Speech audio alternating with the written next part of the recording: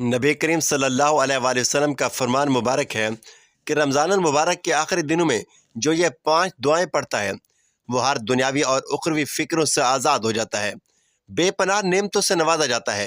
पहले नंबर पर उसे मौत की सख्ती नहीं होगी, मालकुल मौत अलैहिस्सलाम नबियों की तरह रूह कब्ज़ करेंगे। दूसरा इनाम कब्र मुनव्वर होगी और ये कलमात ता क़यामत रोशनी बनकर साथ रहेंगे। तीसरा इनाम जहन्नम की आग हराम होगी और पुल सिरात से बिजली की तरह गुजर जाएगा। नाम अमाल में नेकियां कई गुना बढ़ा दी जाएंगी और हर गुनाह माफ होगा। पांचवा इनाम बगैर हिसाब और अजाब जन्नत में दाखिल कर दिया जाएगा। सिद्दीकीन, औलियाउल्लाह और शोहदा के साथ मकाम मिलेगा। वो कलमात ये हैं। बिस्मिल्लाहिर्रहमानिर्रहीम। अस्सलाम वालेकुम वरहमतुल्लाहि वबरकातुहू। मोहतरम नाज़रीन, हज़रत अली रज़ी अल्लाह तआला अन्हु से रिवायत है कि हज़ूर नबी करीम सल्लल्लाहु अलैहि वसल्लम ने अरशाद फरमाया, जब बंदा तरावी पढ़ने के लिए खड़ा होता है और कुरान की तिलावत शुरू होती है तो वो लम्हा उसके लिए रहमतों के दरवाजे खोल देता है। हर आयत जो वह सुनता है उसके दिल में नूर बनकर उतरती है। हर हर्फ जो तिलावत किया जाता है उसके लिए बख्शिश का सबब बन जाता है। नबी करीम सल्लल्लाहु अलैहि वसल्लम ने फरमाया, जिसने रमज़ान में ईमान और सवाब की नीयत से क़याम किया उसके तमाम पिछले गुनाह माफ़ कर दिए जाते हैं। और रमज़ान मुबारक ऐसा महीना है जिसमें कुरान करीम नाजिल हुआ। ये वो महीना है जिसमें अल्लाह ताला अपने बंदों को बेहिसाब अजर अता फरमाता है। जब कोई बंदा तरावी के लिए खड़ा होता है वो उसका क़याम अल्लाह की रज़ा के हसूल का ज़रिया बन जाता है। उसके गुनाह झड़ने लगते हैं, उसका दिल नरम हो जाता है और उसकी आंखों से आंसू बहने लगते हैं, क्योंकि वह जानता है कि वह रब के सामने खड़ा है। जब कुरान करीम की तिलावत होती है तो हर आयत उसके लिए जन्नत का रास्ता आसान कर देती है। हर सजदा उसे अल्लाह के करीब कर देता है। हर रकू उसके लिए दर्जात की बुलंदी का जरिया बन जाता है। फरिश्ते उसकी नमाज को अल्लाह के दरबार में पेश करते हैं और अल्लाह ताला फरमाता है, ऐ मेरे बंदे, तू मेरे लिए खड़ा हुआ है और मैं तुम्हें वो अजर दूंगा जिसका तू तसव्वुर भी नहीं कर सकता। आखिरी अशरा आता है, दिल मजीद बेकरार हो जाता है, क्योंकि यही वो दिन है जिसमें लैलतुल कद्र का राज पोशीदा है। वो रात जिसमें अल्लाह ताला की रहमत ज़मीन पर बरसती है। वो रात जिसमें फरिश्ते ज़मीन पर नाजिल होते हैं। वो रात जिसमें जो दुआ मांगी जाए वो कबूल हो जाती है। नबी करीम सल्लल्लाहु अलैहि वसल्लम ने फरमाया, जिसने लैलतुल कद्र में ईमान और एहतिसाब के साथ क़याम किया उसके तमाम पिछले गुनाह माफ़ कर दिए जाते हैं। और वो खुशनसीब है जो इन आखिरी रातों में जागते हैं, जो कुरान करीम सुनते हैं, जो सच में गिड़गिड़ाते हैं, जो अपने रब से अपनी मग़फ़िरत तलब करते हैं। यही वो रातें हैं जिनमें अल्लाह ताला अपने बंदों को दोज़ख से आज़ादी अता फरमाता है। यही वो रातें हैं जिनमें जन्नत के दरवाजे खोल दिए जाते हैं। जब बंदा तहज्जुद में खड़ा होता है, जब वो दुआ के लिए हाथ उठाता है, जब वो अपने रब के सामने रोता है, तो अल्लाह ताला फरिश्तों से अरशाद फरमाता है, देखो ये मेरा बंदा रात के इस पैर मुझे पुकार रहा है, मैंने उसकी दुआ कबूल कर ली, मैंने उसे बख्श दिया, मैंने उसे जन्नत अता कर दी।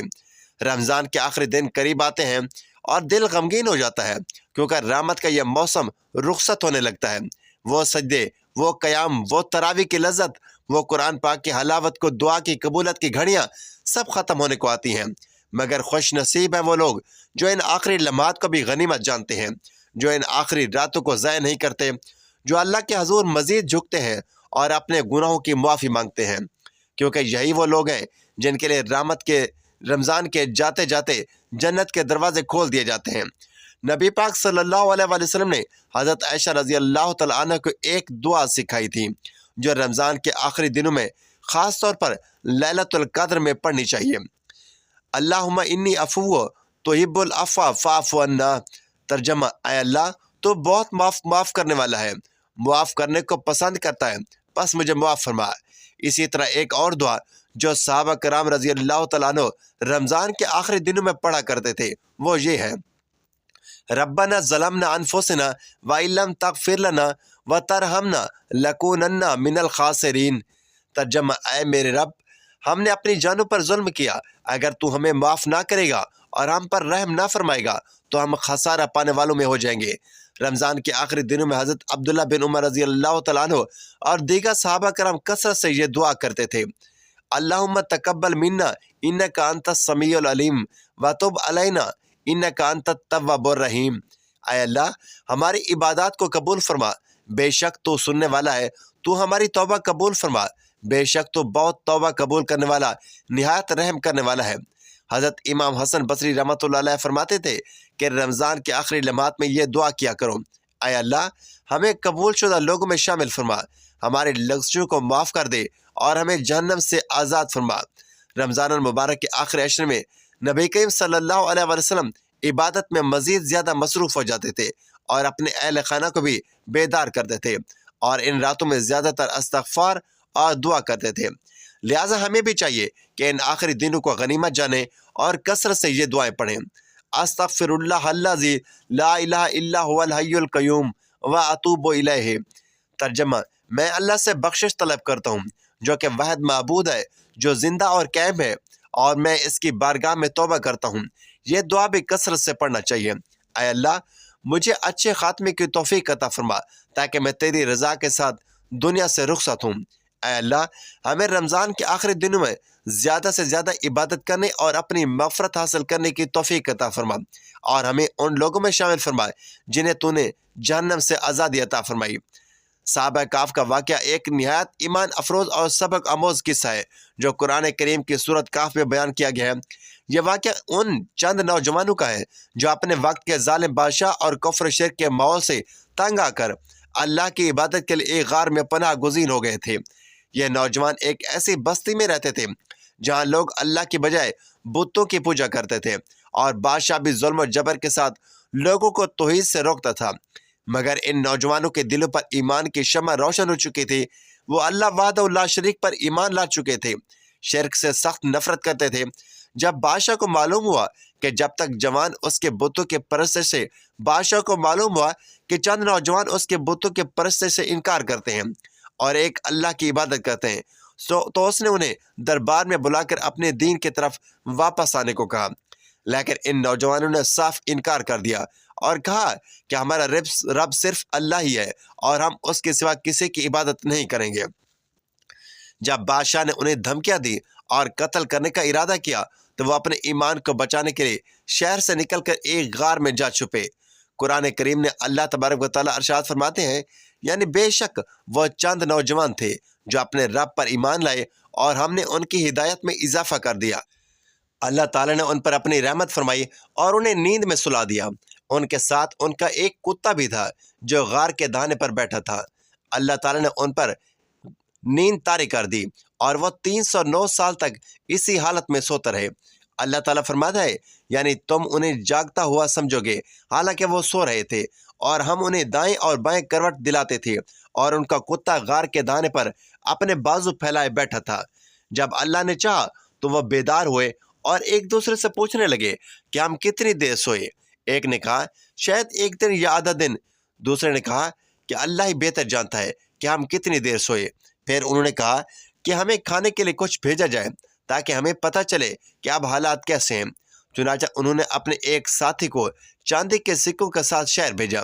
جب وہ شہر پہنچا تو دیکھا کہ سب کچھ بدل چکا تھا، لوگ اللہ کو ماننے لگے تھے اور وہ ظالم بادشاہ بھی مر چکا تھا۔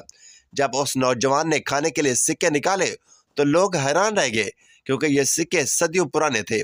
یوں یہ راز کھلا کہ یہ وہی نوجوان ہے جو 309 سال پہلے غار میں سوئے ہوئے تھے۔ اللہ تعالیٰ نے ان کے ذریعے اپنی قدرت کا ایک عظیم شان کرشمہ دکھایا تاکہ لوگ قیامت کے دن کے دوبارہ زندہ ہونے پر یقین کریں۔ پھر اللہ تعالیٰ نے انہیں واپس نیند میں سلا دیا اور ان کی روحیں قبض کر لی گئیں۔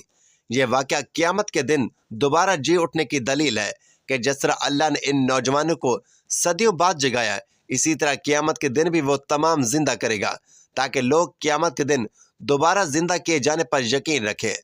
اصحاب کہف کا واقعہ ہمیں سکھاتا ہے کہ اگر کوئی شخص اللہ کے احکام پر چلے گا تو اللہ تعالیٰ اس کی حفاظت فرماتا ہے اور اسے اپنی خاص نظر کرم سے نوازتا ہے۔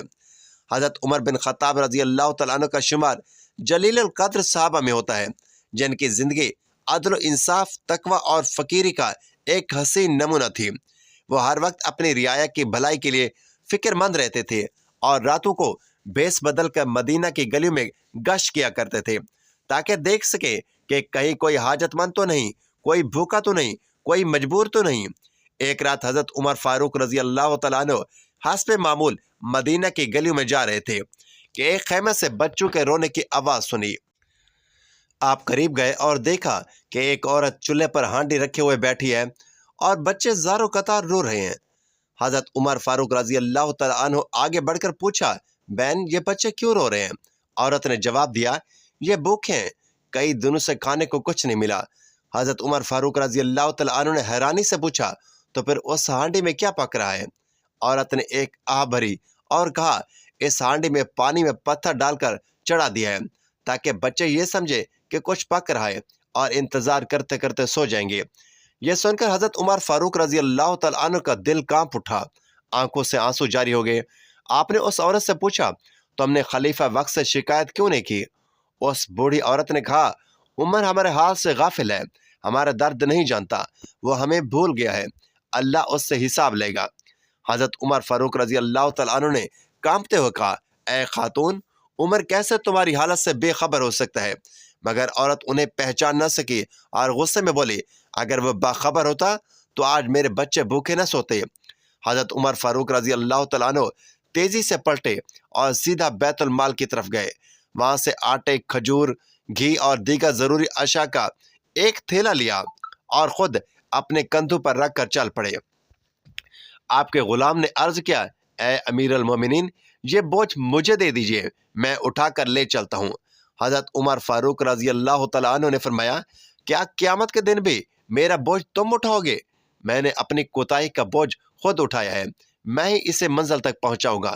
جب آپ اس عورت کے پاس اپنے ہاتھوں سے آٹا نکالا، کھجوریں دی، چولہے میں آگ جلائی اور کھانا پکانے لگے، بچے حیرانی سے دیکھ رہے تھے کہ یہ شخص کون ہے جو ان کے لیے رات کے اس پہر کھانے کا انتظام کر رہے۔ جب کھانا تیار ہو گیا تو حضرت عمر فاروق رضی اللہ تعالیٰ عنہ نے اپنے ہاتھوں سے ان بچوں کو کھانا کھلایا۔ جب بچوں کے چہرے خوشی سے دمکنے لگے، جب ان کی آنکھوں میں چمک اور چہروں پر مسکراہٹ آئی، تو حضرت عمر فاروق رضی اللہ تعالیٰ عنہ نے شکر ادا کیا اور وہاں سے جانے لگے تو بوڑھی عورت نے آہ بھری اور کہا کہ کاش عمر بھی ایسا ہوتا۔ حضرت عمر فاروق رضی اللہ تعالیٰ عنہ نے محبت سے جواب دیا، بہن، جب تم کل خلیفہ کے پاس جاؤ گی تو عمر کو ضرور معاف کر دینا۔ یہ کہہ کر وہ واپس پلٹ آئے۔ بعد میں کسی نے اس عورت کو بتایا کہ جس شخص نے تمہاری مدد کی وہ خود امیر المومنین حضرت عمر بن خطاب رضی اللہ تعالیٰ عنہ تھے، جسے سن کر وہ بوڑھی عورت حیرت میں ڈوب گئی، آنکھوں میں آنسو آ گئے اور اس نے اللہ کا شکر ادا کیا کہ اے اللہ، تو نے ہمیں ایسا حکمران دیا، یا اللہ تو نے ہمیں ایسا حکمران دیا جو خود بھوکوں کا حال جاننے کے لیے آتا ہے۔ یہ واقعہ ہمیں سکھاتا ہے کہ حکمران کو اپنی رعایا کی فکر کرنی چاہیے، حکمرانوں کو غریبوں کے بارے میں باخبر رہنا چاہیے اور ہمیں ایک دوسرے کی مدد کرنی چاہیے۔ حضرت ابو بکر صدیق رضی اللہ تعالیٰ عنہ کا شمار ان جلیل القدر صحابہ میں ہوتا ہے جن کی زندگیاں سراپا ایثار، قربانی اور حسین امتزاج تھی۔ وہ خلیفہ وقت ہونے کے باوجود نہایت سادہ زندگی بسر کرتے تھے۔ ایک بار حضرت عمر فاروق رضی اللہ تعالیٰ عنہ نے دیکھا کہ حضرت ابو بکر صدیق رضی اللہ تعالیٰ عنہ ہر روز عصر کی نماز کے بعد مدینہ سے باہر ایک طرف نکل جاتے ہیں اور کچھ دیر بعد واپس آتے ہیں۔ حضرت عمر فاروق رضی اللہ تعالیٰ عنہ کو تجسس ہوا، وہ حیران ہوئے کہ آخر خلیفہ رسول صلی اللہ علیہ وآلہ وسلم روزانہ کہاں جاتے ہیں۔ ایک دن وہ چپکے سے ان کے پیچھے چل پڑے اور دیکھا کہ حضرت ابو بکر صدیق رضی اللہ تعالیٰ عنہ مدینہ سے کچھ فاصلے پر ایک خستہ حال جھونپڑی میں داخل ہوئے، کچھ دیر بعد باہر آئے اور واپس مدینہ کی طرف چل دیے۔ حضرت عمر فاروق رضی اللہ تعالیٰ عنہ نے دروازہ کھٹکھٹایا، اندر سے ایک نحیف اور کمزور آواز آئی۔ حضرت عمر رضی اللہ تعالیٰ عنہ نے اندر جا کر دیکھا کہ ایک نابینا بوڑھی عورت بیٹھی ہے اور اس کے ساتھ چھوٹے چھوٹے یتیم بچے موجود ہیں۔ حضرت عمر فاروق رضی اللہ تعالیٰ عنہ نے پوچھا، اماں، یہ جو شخص ابھی آپ کے ہاں آیا تھا، یہ شخص کون ہے؟ بوڑھی عورت نے جواب دیا، بیٹا، میں اس شخص کو نہیں جانتی، یہ روز آتا ہے، میرے گھر کی صفائی کرتا ہے اور میرے لیے کھانے کا بندوبست کرتا ہے، میرے بچوں کے کپڑے دھوتا ہے اور پھر چلا جاتا ہے۔ حضرت عمر فاروق رضی اللہ تعالیٰ عنہ نے حیرانی سے پوچھا، اماں، کیا آپ کو معلوم ہے کہ یہ شخص کون ہے؟ بوڑھی عورت نے کہا، نہیں بیٹا، میں نہیں جانتی، یہ کوئی اللہ کا نیک بندہ لگتا ہے۔ حضرت عمر فاروق رضی اللہ تعالیٰ عنہ کی آنکھوں میں آنسو آ گئے اور آواز بھر گئی۔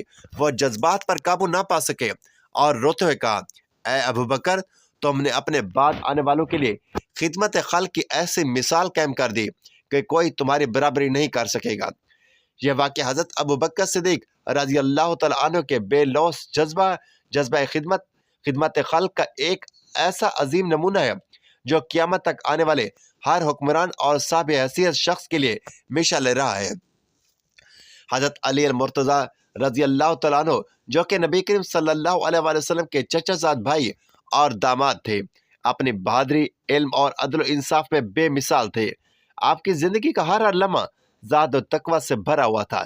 ایک دن حضرت علی رضی اللہ تعالیٰ عنہ کسی کام سے جا رہے تھے کہ راستے میں ایک بوڑھا شخص ملا جو لاٹھی کے سہارے آہستہ آہستہ چل رہا تھا۔ حضرت علی رضی اللہ تعالیٰ عنہ نے اسے دیکھا تو قریب جا کر فرمایا، اے بزرگ، کیا میں آپ کی مدد کر سکتا ہوں؟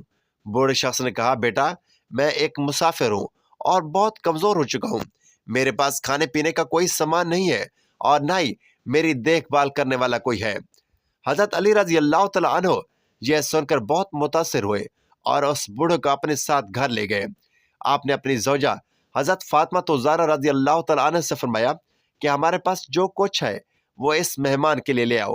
حضرت فاطمہ رضی اللہ تعالیٰ عنہ نے فرمایا کہ گھر میں صرف 3 روٹیاں ہیں اور حسن حسین بھی بھوکے ہیں۔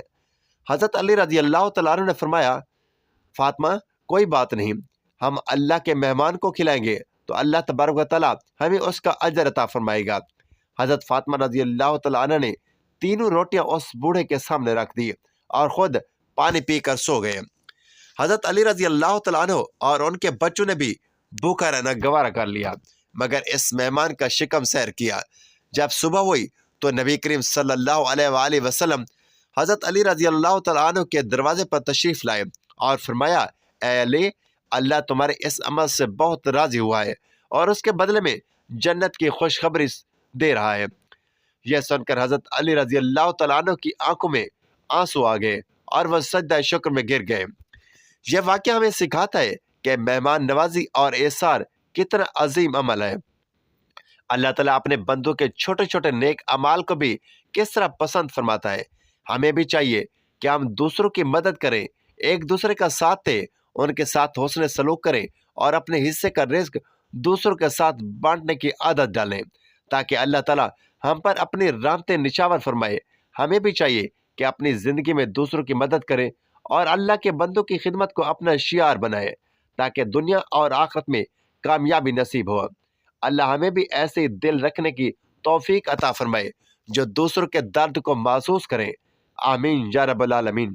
ناظرین، ویڈیو اچھی لگے تو ویڈیو کو لائک کریں، شیئر کریں، چینل کو سبسکرائب کریں اور کمنٹ باکس میں اللہ تعالیٰ کے 99 ناموں میں سے ایک نام ضرور ٹائپ کریں۔ اگلی ویڈیو تک کے لیے اجازت دیجیے۔ اللہ حافظ۔